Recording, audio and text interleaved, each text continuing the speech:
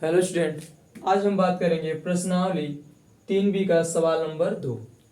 इससे पिछले वीडियो में बात किए थे प्रश्नावली 3B का सवाल नंबर 1 का पार्ट, उसमें 3 था, प्रश्न नंबर 1, 2 और 3।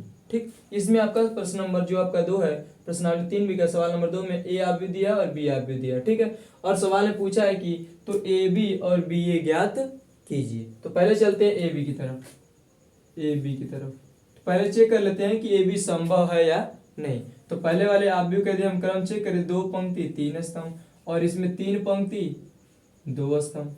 यानी पहले वाले गुणनफल क्या कैसे संभव था भाई, कि यदि पहले वाले आव्यूह में स्तंभों की संख्या और दूसरे वाले आव्यूह में पंक्तियों की संख्या यदि बराबर हो तभी गुणनफल क्या है, संभव। यहाँ पर भी 3 और यहाँ पर भी 3, इसका मतलब क्या होगा, ये भी संभव है। यानी ए बी ए का गुणा बी के साथ कर सकते हैं। यानी ए का गुणा बी के साथ करेंगे तो किस क्रम का बनेगा, यहाँ पर भी 2 बच रहा है और यहाँ पर भी 2, इसका मतलब जो नया भी बनेगा वो किस क्रम का बनेगा, 2 क्रॉस 2 का बनेगा। ठीक, तो निकाल लेते हैं भाई ए बी। ए का मान रख लेते हैं पहले 4 1 0 2 -3 0, और बी का मान है आपका 2 1 3 1 -2 और 4। जैसे गुणनफल पिछले वीडियो में आपको बता चुके हैं, आराम सिंपल भाषा में करेंगे, पहले वाले पंक्ति का पहले वाले स्तंभ के साथ। यानी 4 का गुणा 2 के साथ करेंगे, 0 का गुणा 1 के साथ, और ये -3 का गुणा +3 के साथ। तो 4 का गुणा 2 के साथ करेंगे कितना होगा भाई, 4 दूना क्या 8, 0 गुणा 1 के साथ करेंगे 0, कोई मतलब नहीं। -1 इसमें है, प्लस है तो माइनस गुणा प्लस में करेंगे तो -3 3 का 9 हो जाएगा। उसी तरह पहले वाले पंक्ति का दूसरे वाले स्तंभ के साथ, तो 4 का गुणा 1 के साथ, 0 का गुणा 2 के साथ, और 3 -3 का गुणा 4 के साथ। तो 4 1 कम 4, और 0 का गुणा -2 के साथ करने कोई मतलब नहीं, 0 होगा। -3 का गुणा 0 के साथ, माइनस गुणा प्लस में करेंगे तो माइनस, और 4 3 12 हो गया। उसी तरह दूसरी पंक्ति का गुणा पहले वाले स्तंभ के साथ, 1 का गुणा 2 के साथ करेंगे कितना होगा, 1 2 2, और 2 का गुणा 1 के साथ कितना हो जाएगा, 2 1 कम 2। अब 0 का गुणा 3 के साथ मतलब 0 हो जाएगा। फिर उसी तरह दूसरी पंक्ति गुणा दूसरे स्तंभ के साथ, 1 का गुणा 1 के साथ 1 1 कम 1, और प्लस 2 का गुणा माइनस में, यानी प्लस गुणा माइनस करेंगे तो -2 दूना के 4, और 0 का गुणा 4 के साथ करेंगे 0। अब इसको जोड़ने लगे तो घटा जोड़ दे सकते हैं, और घटाने लगे तो घटा सकते हैं। 8 में से 9 घटाएंगे कितना मिलेगा, -1, और 2 में 1 जोड़ेंगे कितना होगा 4, और 4 में से 8 घटाएंगे -8, और 1 में से 4 घटाएंगे कितना होगा -3। ये आपका हो जाएगा फाइनल आंसर, क्या भाई, ए बी। यदि हम उसी तरह बी ए निकाल लेते हैं, बी ए, तो पहले चेक कर लेते हैं बी वाले मान को, 2 1 3 1 -2 4, और इसके बाद ए का मतलब हो जाएगा आपका 4 1 0 2 -3 और 0। पहला काम चेक करते हैं कि बी ए संभव है कि नहीं। ये देख रहे हैं आपका किस क्रम का भाई, 3 पंक्ति है, और स्तंभ कितने हैं 2, और ये इसमें कितने पंक्ति हैं 2, और स्तंभ कितने हैं, जो हमारा स्तंभ मिल रहा है 3। यानी ये आपका 3 क्रॉस 2, यानी 3 पंक्ति 2 स्तंभ, और ये क्या है 2 क्रॉस 3 मतलब 2 पंक्ति है और 3 स्तंभ। अब हम बोले थे कि ए बी संभव है, यानी गुणनफल कब संभव है, जब पहले वाले आव्यूह में स्तंभों की संख्या और दूसरे वाले आव्यूह में पंक्तियों की संख्या यदि बराबर हो तो बी आराम से निकाल सकते हैं। देखिए पहले वाले आव्यूह में स्तंभों की संख्या, दूसरे वाले आव्यूह में पंक्तियों की संख्या 2 और 2 दिख रहा है, इसका मतलब बी ए संभव है। और जो नया आव्यूह बनेगा किस क्रम का बनेगा, 3 क्रॉस 3 का बनेगा, जो बच रहा है वही 3 क्रॉस 3 का। तो आपको अनुमान लग जाएगा कि जो बी ए यानी नया आव्यूह बनेगा किस क्रम का बन सकता है, तो 3 क्रॉस 3 का। चलिए गुणा करते हैं वही सिंपल भाषा में, पहले वाले पंक्ति का गुणा पहले वाले पंक्ति का गुणा पहले वाले स्तंभ के साथ, यानी 2 का गुणा 4 के साथ, 1 का गुणा 1 के साथ करेंगे। यानी 2 का गुणा 4 के साथ करेंगे 2 चौका 8, और 1 का गुणा 1 के साथ करेंगे 1 कम। उसी तरह पहले वाले पंक्ति का गुणा दूसरे वाले स्तंभ के साथ, तो 2 का गुणा 0 के साथ करेंगे 0, प्लस 1 का गुणा 2 के साथ करेंगे कितना होगा 2 होगा। उसी तरह पहले वाले पंक्ति गुणा तीसरे वाले स्तंभ के साथ, तो ये प्लस में ये किसमें है माइनस में, तो प्लस गुणा माइनस करेंगे क्या होगा -2 3 6, 1 का गुणा 0 के साथ करें कोई मतलब नहीं, मतलब 0 होगा। फाइनली आपका मिल गया। उसी तरह दूसरी पंक्ति का गुणा पहले वाले स्तंभ के साथ, तो 1 का गुणा 4 के साथ करेंगे, 1 चौका 4 हो गया आपका फाइनल। इसके बाद क्या करेंगे भाई, -2 का गुणा +1 के साथ, तो माइनस है तो प्लस में गुणा करेंगे तो -2। फिर उसी तरह दूसरी पंक्ति का दूसरे स्तंभ के साथ, यानी 0 और -2 दूना के 4। उसी तरह दूसरी पंक्ति का तीसरे स्तंभ के साथ, तो कितना हो जाएगा -3 और 0 हो जाएगा आपका। उसी तरह तीसरी पंक्ति का पहले वाले स्तंभ के साथ 3 चौका 12 4 एकम 4, फिर इसमें गुणा करेंगे तीसरी पंक्ति का दूसरे स्तंभ के साथ 0 4 दूना की 8, फिर 3 दिन लिखा 9 और 4 0 0 हो गया आपका फाइनल। जोड़ लेते हैं भाई 8 1 9 और 4 में से 2 घटाएंगे 2 मिलेगा। अब 12 4 कितना हो जाएगा 16 हो गया। ये आपका 2 हो गया -4 और 8 और -6 -3 और -9, यानी आपका 9 2 16 2 -4 8 और -6 -3 और -9, ये आपका हो जाएगा फाइनल क्या भाई BA निकालिए। ठीक, ये सवाल नंबर 2 थी। आगे चलते हैं। ये जो हम दिखा रहे हैं ना कि 36 पंक्ति वाला, ये 36 और द्वादश स्तंभ, इसको दिखाने बस आपके समझने के लिए थोड़ा सा सिंबल संकेत के रूप में दे रहे हैं ताकि आपको गुणा करने में दिक्कत न हो, ताकि समझते चले साथ साथ में। ठीक है, इसको दिखाएंगे नहीं, ये नहीं कि इसको भी दिखा दें सवाल में जब हल करने जाए, ऐसा नहीं करेंगे। ठीक है, आते हैं सवाल नंबर आगे 3।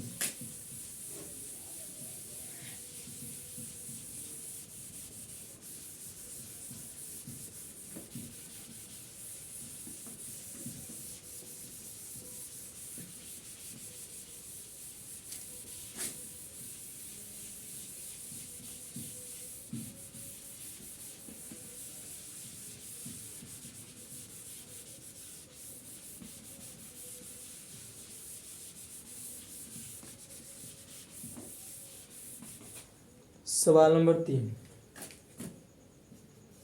सवाल नंबर 3 क्या दिया भाई? सवाल नंबर 3 में बोल रहा है कि यदि a बराबर 0 2 3 1 हो तो a स्क्वायर ज्ञात कीजिए।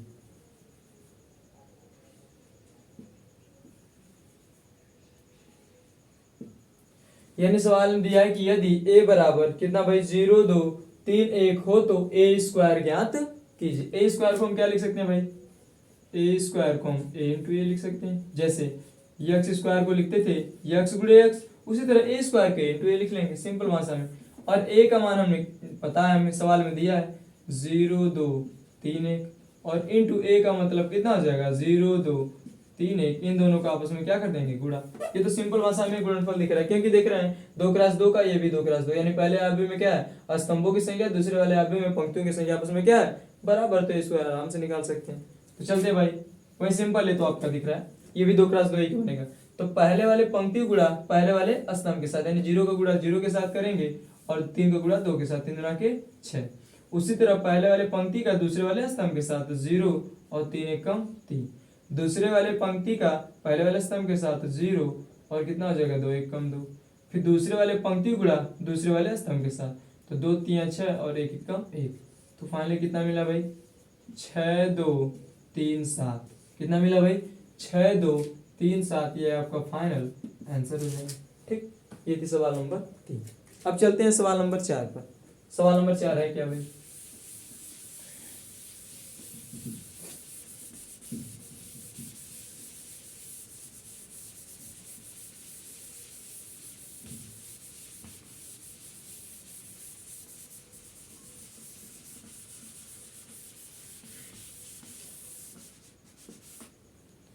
आते हैं सवाल नंबर 4। सवाल नंबर 4 थोड़ा सा इसको आईएमपी लिख लेंगे, ये नहीं इंपॉर्टेंट सवाल, ये बोर्ड में लगभग लगभग पूछ ही देता है आईएमपी। ठीक है, देखिए सवाल नंबर 4 में बोला है कि यदि a बराबर क्या दिया भाई cos theta minus sine theta, और आगे बोला है आपका साइन थीटा, और इसके बाद क्या बोला है भाई cos थीटा।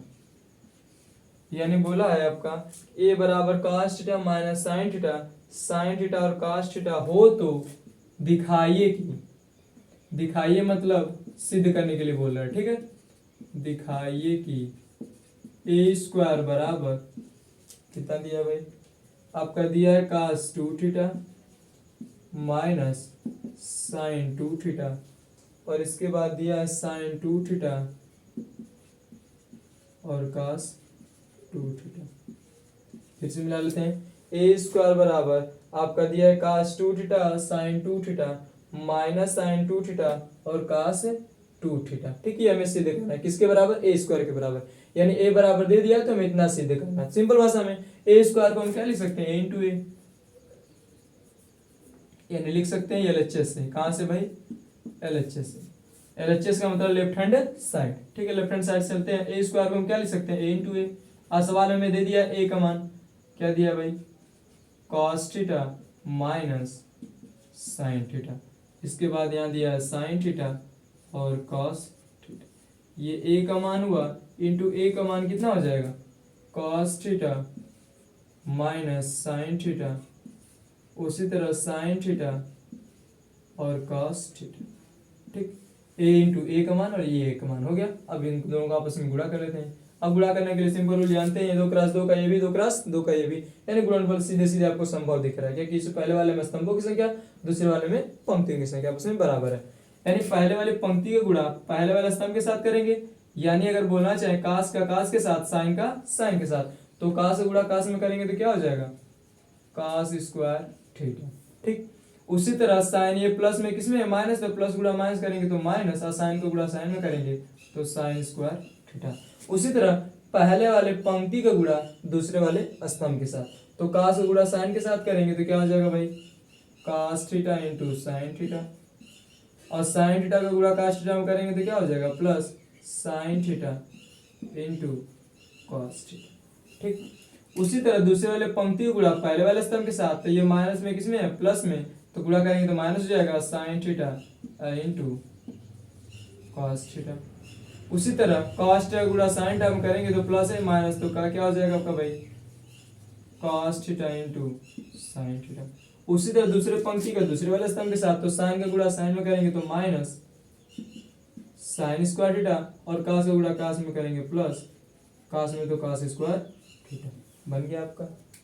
अब थोड़ा सिंपल, थोड़ा त्रिकोणमिति में चलते हैं। कक्षा 11 में आप पढ़े होंगे कास 2 थीटा बराबर लगभग 4 फार्मूले पढ़े होंगे। कितने भाई, 4 फार्मूले, और चारों फार्मूले को जरूरत के हिसाब से इस्तेमाल करते हैं। जैसे पहला फार्मूला आपका है कि cos square theta minus sine square theta किसके बराबर, कास 2 थीटा के। दूसरा फार्मूला यदि पूछे साइन के फॉर्म में तो 1 माइनस 2 साइन स्क्वायर थीटा। यदि आपको कास के फॉर्म में पूछे तो 2 कास स्क्वायर थीटा माइनस 1। यदि इसी फार्मूले को पूछ दे tan के फॉर्म में तो 1 माइनस tan स्क्वायर थीटा अब हटा के 1 प्लस tan स्क्वायर थीटा। ये क्या है भाई, कास्ट। बस आपको तरीका पता होना चाहिए कि किसको कब लगाना है। जब साइन कास के बारे में बात करेगा तो cos square theta minus sine square theta, यदि केवल साइन की बात करेगा तो 1 माइनस 2 साइन स्क्वायर थीटा, और इसके बाद बात करेगा कास के फॉर्म में तो 2 कास स्क्वायर थीटा माइनस 1। यदि tan के फॉर्म में बात करेगा तो 1 माइनस tan स्क्वायर थीटा बढ़ा के 1 प्लस tan स्क्वायर थीटा। अपने हिसाब से इस्तेमाल करें। जैसे साइन 2 थीटा बराबर होता है आपका, साइन 2 थीटा का भी देख लेते हैं। साइन कास के फॉर्म में जो फार्मूला होता है 2 sine theta into cos theta. उसी तरह होता है आपका एक tan के फॉर्म में 2 tan थीटा अब हटा के 1 प्लस tan स्क्वायर थीटा। दोनों फार्मूले को जरूरत के हिसाब से इस्तेमाल करते हैं। यहाँ पर हमें जो जरूरत है cos square theta minus sine square theta, जो कि किसके बराबर है, कास 2 थीटा के बराबर। वही काम sine theta into cos theta और sine theta into cos theta किसके बराबर है, साइन 2 थीटा के। यानी 2 sine theta into cos theta यदि होगा तो साइन 2 थीटा आराम से लिख सकते हैं। ठीक है, तो चलते हैं आगे।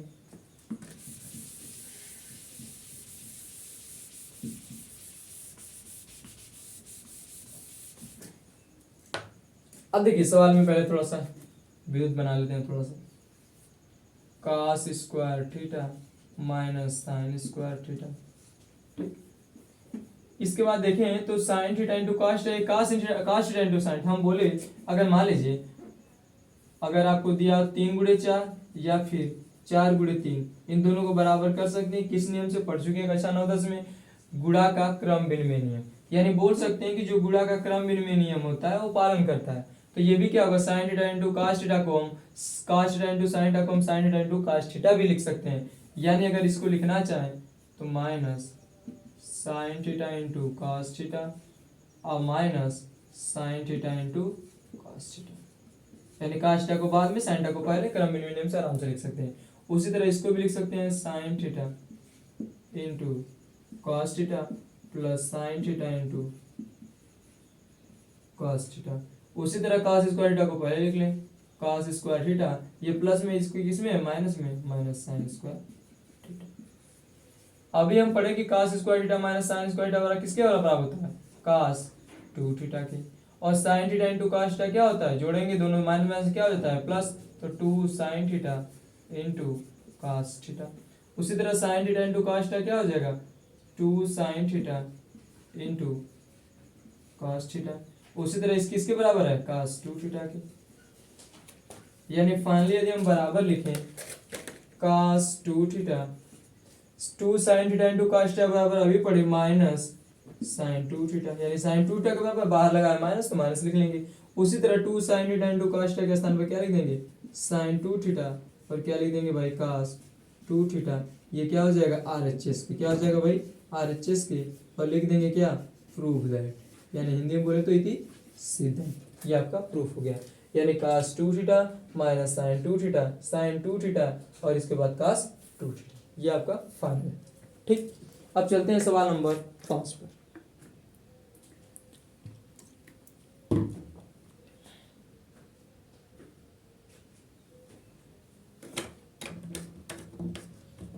सवाल नंबर 5 क्या है भाई,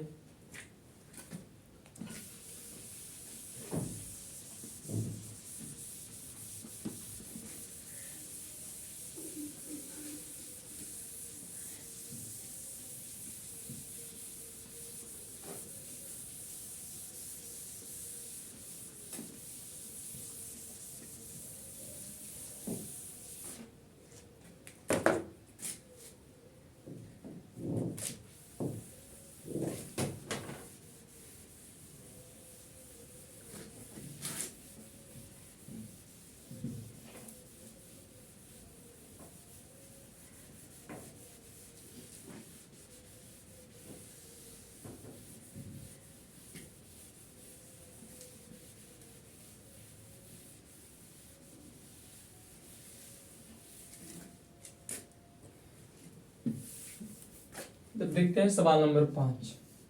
देखिए सवाल नंबर 5 में बोला कि यदि a बराबर कितना भाई 1 0 0 1 और 1 0 0 1 और b बराबर दिया है आपका 0 1 1 0, यानी a बराबर दिया आपका 1 0 0 1, इसके बाद दिया 0 1 1 0, ठीक है। और c बराबर जो आपका दिया है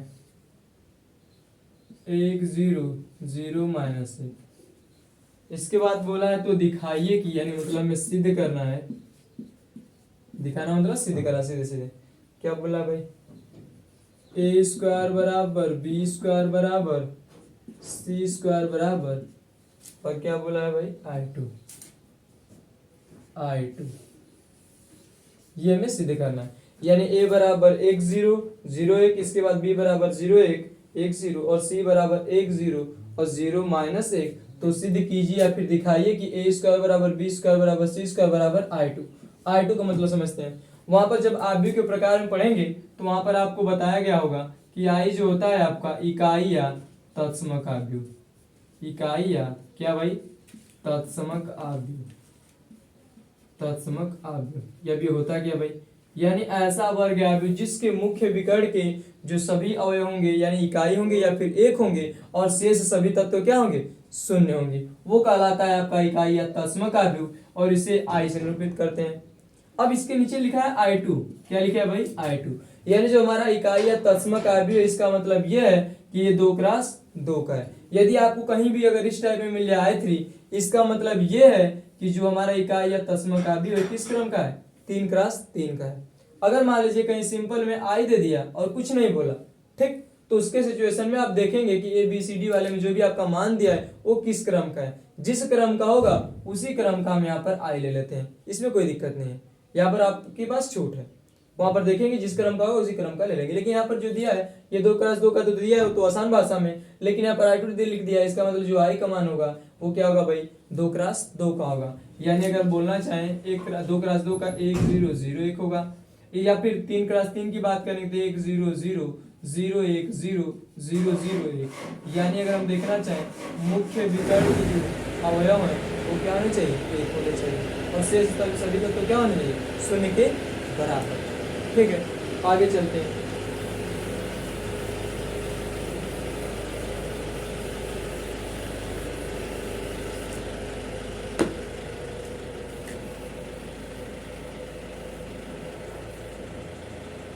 यानी हम ए स्क्वायर निकालते हैं। क्या निकालते हैं भाई? ए स्क्वायर। ए स्क्वायर का मतलब क्या होगा? ए इंटू ए, ए इंटू ए का मतलब 1 0 0 1 और इंटू ए 1 0 0 1। इन दोनों को आपस में गुणा कर लेते हैं। अब एक का गुणा एक में करेंगे एक होगा, और जीरो का गुणा जीरो में करेंगे कोई मतलब है नहीं, प्लस जीरो लिख सकते हैं। उसी तरह एक यानी पहली पंक्ति दूसरे स्तंभ, एक का गुणा जीरो के साथ जीरो और जीरो का गुणा एक के साथ जीरो। दूसरी पंक्ति पहला स्तंभ यानी क्या हो जाएगा? जीरो और प्लस जीरो। इसमें गुणा करेंगे तो क्या होगा? जीरो प्लस एक, यानी फाइनली जोड़ दें तो 1 0 0 1। यह आपका है ए स्क्वायर। उसी तरह हम बी स्क्वायर निकाल लेते हैं। बी स्क्वायर क्या है भाई? बी का मान कितना है? 1 1 यानी 0 1 1 0। ठीक, बी का मान है ये, तो बी स्क्वायर को हम बी इंटू बी लिख सकते हैं। बी का मान कितना है? 0 1 1 0 और बी का मान हो जाएगा 0 1 1 0। फाइनल इन दोनों को आपस में गुणा कर लेते हैं। पहली पंक्ति पहला स्तंभ यानी 0 का गुणा 0 के साथ और 1 का गुणा 1 के साथ। उसी तरह पहली पंक्ति दूसरा स्तंभ 0 का गुणा 1 के साथ मतलब 0, 1 का गुणा 0 के साथ 0। दूसरी पंक्ति पहला स्तंभ यानी 0 प्लस 0। उस तरह इसमें गुणा करेंगे तो 1 प्लस 0। तो फाइनली अगर हम इसको हल करेंगे 1 0 0 1, यह आपका फाइनल है। उसी तरह हम सी स्क्वायर निकाल लें। सी स्क्वायर को हम सी इंटू सी लिखेंगे और सी का मान दिया है हमें 1 0 0 माइनस 1 और उसी तरह सी इंटू सी मतलब 1 0 0 माइनस 1। गुणा कर लेते हैं भाई। गुणा करेंगे पहली पंक्ति पहला स्तंभ 1 का गुणा 1 के साथ और 1 0 का गुणा 0 के साथ 0। अब उसी तरह पहली पंक्ति दूसरा स्तंभ यदि गुणा करेंगे उसमें तो क्या हो जाएगा भाई? 0 और प्लस 0। उसी तरह दूसरी पंक्ति पहला स्तंभ में गुणा करेंगे 0 प्लस 0। उस तरह इसमें गुणा करेंगे तो 0 और प्लस, लेकिन माइनस गुणा माइनस करेंगे तो क्या हो जाएगा? प्लस 1। तो फाइनली यदि जोड़ दें 1 0 0 1, तो देख रहे हैं a square plus b square plus a square बराबर बी स्क्वायर बराबर सी स्क्वायर, ये तीनों मान बराबर है किसके बराबर? i2 और एक i2 आपको पता ही है। यानी लिख सकते हैं ए स्क्वायर बराबर बी स्क्वायर बराबर सी स्क्वायर और बराबर i2 और बराबर किसके भाई? 1 0 0 1। आप लिख सकते हैं इसको क्या? Proof that. ठीक, ये सवाल आसान सवाल। ठीक है, आज के लिए बस इतना ही। धन्यवाद, अगले वीडियो में बात करेंगे।